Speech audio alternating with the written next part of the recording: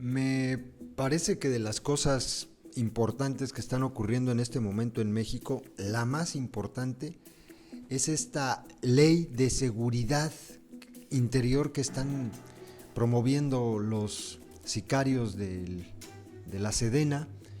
Y en relación con esto, porque es un tema muy importante, en relación con esto, Pablo Gómez escribió un artículo que está publicado en Proceso y él tituló su artículo "En México no hay rebelión".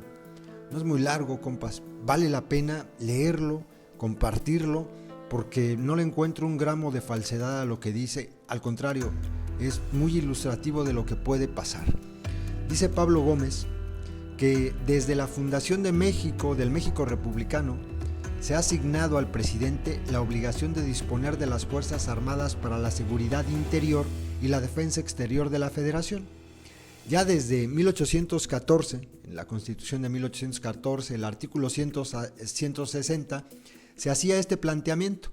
El Acta Constitutiva de la Federación de 1824, en el artículo 16, fijó la redacción actual.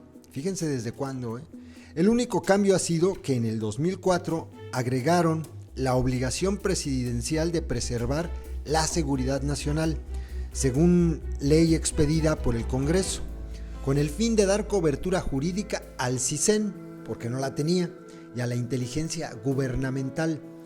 Pero se dejó igual el resto de la fracción sexta del artículo 89 de la Carta Magna. Si durante casi 200 años no ha sido necesario hacer una interpretación del término seguridad interior, ¿qué lo requiere ahora? El gobierno y los militares están viendo esa fracción sexta como si ahí estuviera una facultad conferida a las Fuerzas Armadas, pero eso no es verdadero.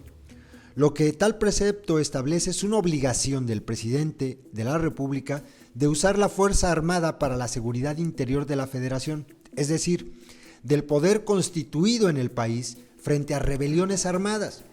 Aquí se encuentra una de las dos funciones del Ejército y la Armada: defender al poder, impedir su derrocamiento violento. La otra es rechazar una agresión extranjera, tal como el mismo precepto constitucional lo refiere bajo el término defensa exterior. Y pregunta Pablo Gómez, ¿para qué hacer una ley que convierta al Ejército y a la Armada en cuerpos policiales? La respuesta de Pablo Gómez es contundente. Pues para otorgarles facultades que no tiene la policía y que serían contrarias a los derechos fundamentales y sus garantías establecidas en la Carta Magna. Eso es lo que se busca. El fracaso del gobierno se ha convertido en ocasión para otorgar a las Fuerzas Armadas la prerrogativa que éstas han estado exigiendo, tales como retención de detenidos, intervención de comunicaciones, acceso a datos protegidos, detenciones sin orden judicial, etc. Es la guerra que fue declarada por Calderón. Sin embargo, la crisis de violencia que padecemos es otro fenómeno. Bajo un Estado de Derecho, el gobierno no puede declarar la guerra a sus propios ciudadanos que no están levantados en armas, sino que frente a la violencia debe otorgarles garantías a todos para que la ley se cumpla y se logre defender a la sociedad, en especial la vida de las personas. La idea de esa falsa guerra es tan odiosa porque atenta contra los derechos humanos. Calderón pidió al Congreso allanamientos y detenciones sin orden de juez. La chota en tu casa, le llamé entonces. La Cámara de Diputados ya las había aprobado cuando en el Senado ocurrió un milagro el día de su discusión y el precepto regresó a San Lázaro, donde finalmente se declaró rechazado.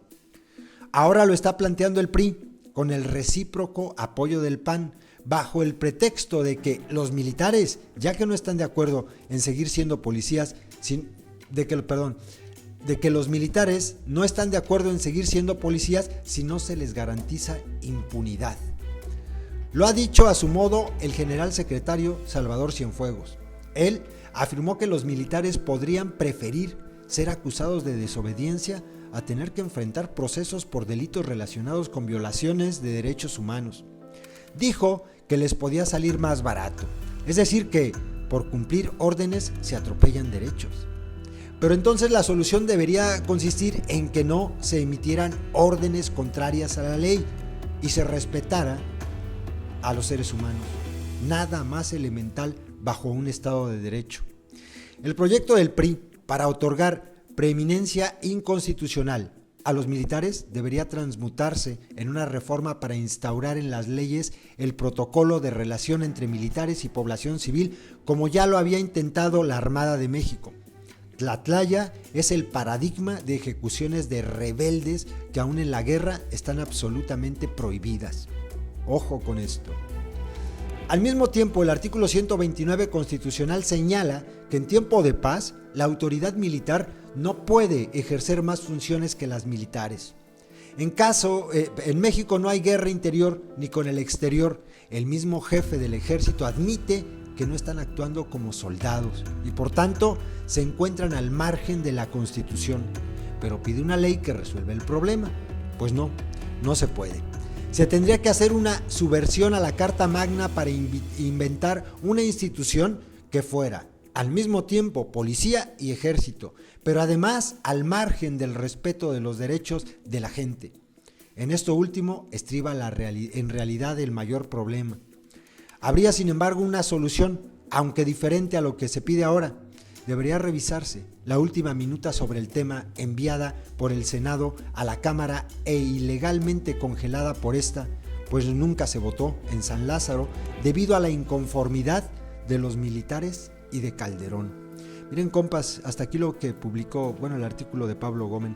De verdad, lo que están pretendiendo aprobar es de lo más peligroso que hayamos vivido en muchas décadas.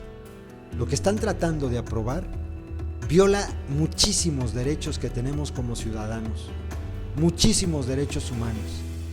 Si lo aprueban con esta mayoría que tienen PRI y PAN, wow, lo que vamos a ver, más bien lo que hemos visto en años anteriores, es juego de niños. Las ejecuciones que hemos visto extrajudiciales por los guachos, juego de niños. La desaparición forzada, juego de niños comparado con lo que se vienen. Porque si ahora cometen estos delitos atroces, aberrantes, imagínense ustedes con una ley que les garantice eso que está pidiendo el delincuente Cienfuegos, impunidad. Imagínenlo, imagínenlo.